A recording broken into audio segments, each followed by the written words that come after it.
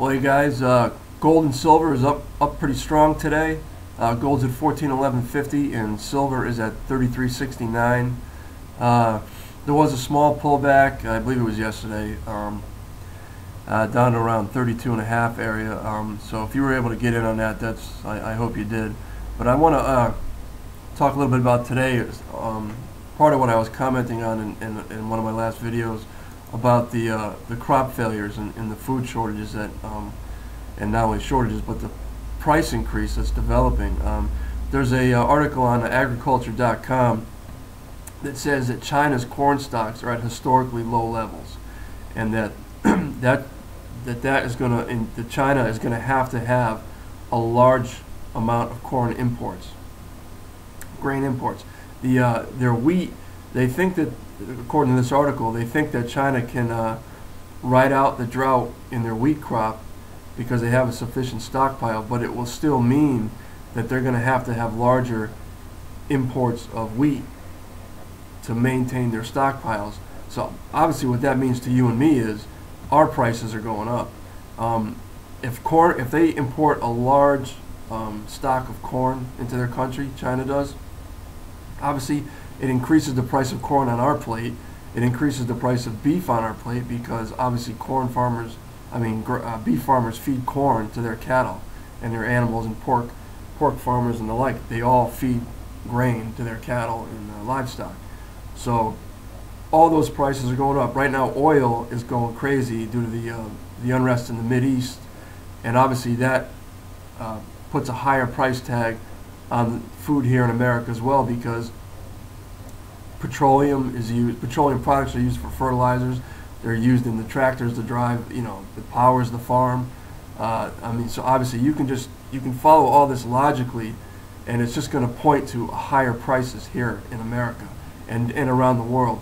And there was, I was looking into the rice stocks available around the world, and right now it doesn't appear that there is a shortage of rice, but that there can be, if there's shortages develop in these other crops, it could push people to the rice.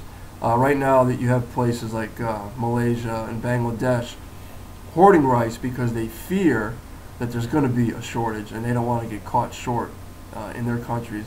And they can look around the world and see all the unrest that's going on. They want their people to be fed and happy. So, and there was another little incident I read in this other article, that they arrested some people for hoarding rice, some traders for hoarding rice that to try to create a shortage.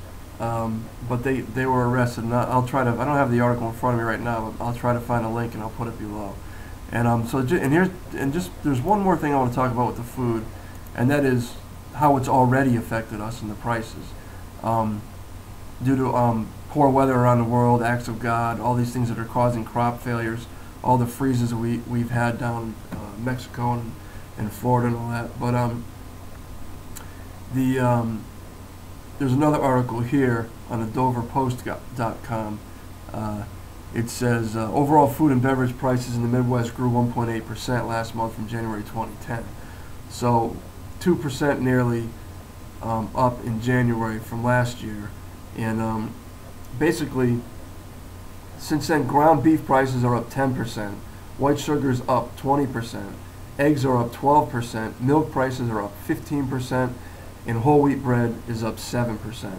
And there's a whole plethora of articles out there that keep talking about all these food manufacturers finally coming up and saying, look, we can't absorb these price increases forever. We're going to have to raise prices on our product.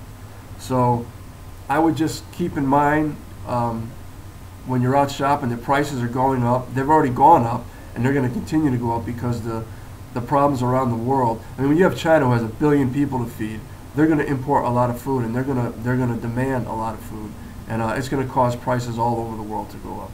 So we're still in for some rocky times, and I hope you're prepared. My wife was at a seed swap last night, and we're getting prepared for our summer garden, and we'll be sprouting seeds in the coming weeks in our home, and then moving them outside as the weather gets warmer. So I hope you're doing the same. that's my take on what's going on in the world here. If you have a different take, make sure you leave a comment below.